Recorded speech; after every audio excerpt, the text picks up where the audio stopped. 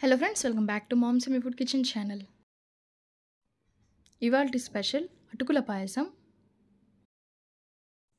శ్రీకృష్ణుడికి ఎంతగానో ఇష్టమైన అటుకుల పాయసం కృష్ణాష్టమి రోజు తప్పకుండా చేసుకోవాల్సిన నైవేద్యం ఇది.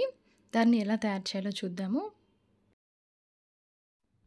దానికోసం ముందుగా స్టవ్ ఆన్ చేసుకొని స్టవ్ మీద ఒక ప్యాన్ పెట్టుకోవాలి. అందులో 2 టేబుల్ స్పూన్స్ వరకు నెయ్యి వేసి నెయ్యి మెల్ట్ అయ్యే వరకు హీట్ చేసుకోవాలి.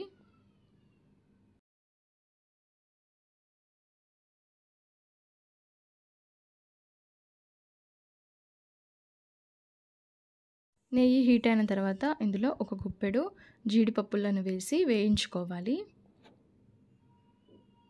మంచి కలర్ వచ్చేంత వరకు వేయించుకోవాలి.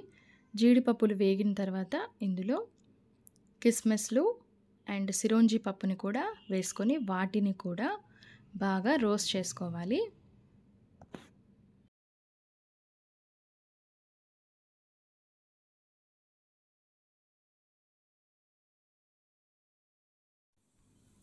ఇప్పుడు ఈ డ్రై ఫ్రూట్స్ బాగా ఫ్రై అయిపోయాయి. వీటిని ఒక గిన్నెలోకి తీసేసుకోవాలి.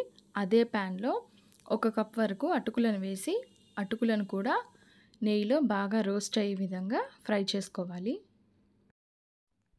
శ్రీకృష్ణుడికి అటుకులంటే చాలా ఇష్టము. ఎందుకంటే తన స్నేహితుడైన కుచేలుడు శ్రీకృష్ణుడి కోసం ఎప్పుడు అటుకులు తీసుకొని వస్తాడు కాబట్టి శ్రీకృష్ణుడికి అటుకులన్నా అటుకులతో చేసిన పాయసం అన్న ఏ రెసిపీ అయినా అటుకులతో చేసింది శ్రీకృష్ణుడికి చాలా ఇష్టం. కాబట్టి కృష్ణాష్టమి రోజున తప్పకుండా అటుకులతో ప్రిపేర్ చేసిన ఏదో ఒక నైవేద్యాన్ని సమర్పించాలి దేవునికి.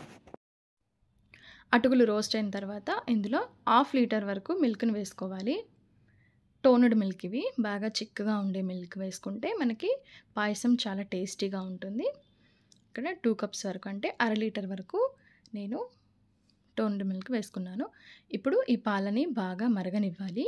మరిగి ఇందులో అటుకులు అనేవి బాగా ఉడకాలి. నెక్స్ట్ ఇందులో 3 to 4 టేబుల్ స్పూన్స్ వరకు షుగర్ని కూడా యాడ్ చేసుకోవాలి. షుగర్ కూడా మెల్ట్ అయ్యే విధంగా గరిటెతో మిక్స్ చేసుకుంటూ ఉండాలి. స్టవ్ని లో ఫ్లేమ్లో ఉంచి మిక్స్ చేసుకుంటూ ఉండాలి. చూసారా, పాయసం అనేది చిక్కబడిపోయింది. 5 మినిట్స్ తర్వాత అటుకులు కంప్లీట్గా మిల్క్లో ఉడికిపోతాయి. ఉడికిపోయి బాగా చిక్కగా దగ్గరికి వచ్చేస్తుంది అన్నమాట పాయసం. ఇప్పుడు ఇందులో స్వీట్నెస్ కోసం 2 స్పూన్స్ వరకు కండెన్స్డ్ మిల్క్ని యాడ్ చేసుకుంటున్నాను. ఇది ఆప్షనల్ అండి. స్వీట్నెస్ ఎక్కువగా ఉండాలి అనుకుంటే దీన్ని యాడ్ చేసుకోవాలి. లేదు స్వీట్నెస్ తక్కువగా ఉంటే సరిపోతుంది అనుకుంటే దీన్ని యాడ్ చేసుకోకపోయినా సరిపోతుంది. ఇప్పుడు దీన్ని మొత్తం మిక్స్ అయ్యే విధంగా మిక్స్ చేసుకోవాలి. నెక్స్ట్ ఇందులో మంచి ఫ్లేవర్ రావడం కోసం పాయసానికి యాలుకల పౌడర్ని కూడా యాడ్ చేసుకుంటున్నాను. ఇక్కడ ఏ పాయసమైనా యాలుకల పొడి వేయకుండా చేస్తే టేస్ట్ అనేది అస్సలు రాదు. టేస్ట్ అనేది కంప్లీట్గా యాలుకల పౌడర్తోనే ఉంటుంది. ఇప్పుడు నెక్స్ట్ ఇందులో మనం ముందుగా ఘీ రోస్ట్ చేసి పెట్టుకున్న డ్రై ఫ్రూట్స్ని కూడా ఇందులో యాడ్ చేసేసుకొని మొత్తం మిక్స్ అయ్యే విధంగా పాయసంలో మిక్స్ చేసుకోవాలి.